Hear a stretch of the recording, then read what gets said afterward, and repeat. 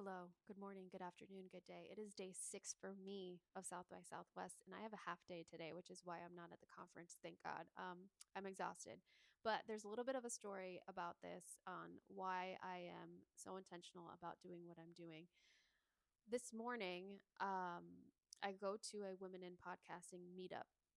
No panel, just a big group of women who are in the podcasting industry, whether they have a podcast or produce podcasts or score podcasts, whatever the case may be.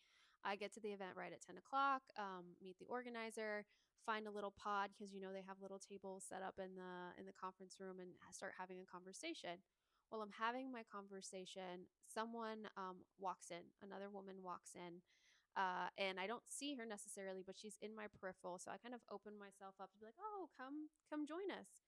So about 4 or 5 of us are talking, and I'm realizing that time is kind of escaping us. So I go to the organizer and I'm like, "Hey, I know this might be kind of cringy and like elementary school, but is there a way that we can all introduce ourselves to each other and maybe stand in a circle and do that whole thing?"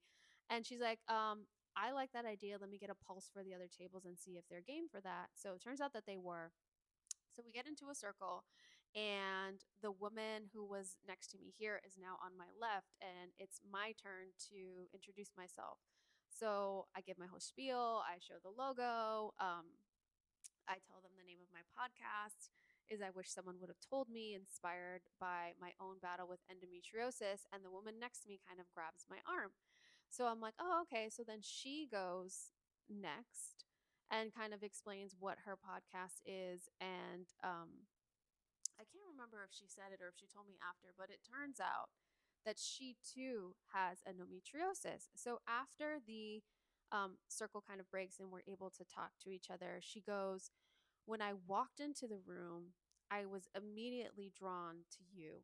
Like something about, like, I just knew that I needed to talk to you. She goes, I have had endometriosis. It's what inspired my career change. And um, she asked me, have you tried to have children? Like, what has your process been like that? And I said, last year I tried to freeze my eggs. It didn't work. The whole details that I go into the episode that just came out about my backstory. And she pulls up her sleeve and points at her arms, and she's like, the hairs on my neck are standing up and her eyes start to water. And she goes, I tried IVF twice last year, and it didn't work. And I was in a really not healthy mental space. So we both were talking about how this event has kind of been our reinvigoration to really move forward in our paths. And one thing that she was so candid to share with me is she had this shame, which I think a lot of us carry. She goes, how can I be in the health space if I failed?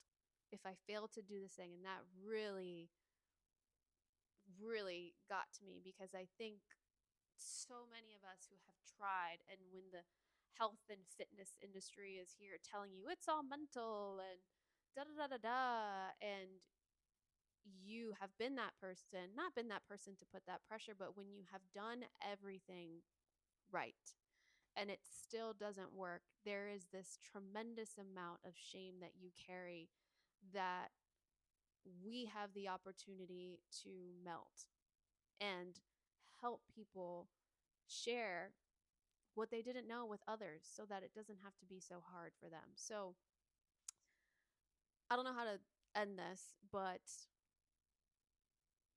I'm grateful.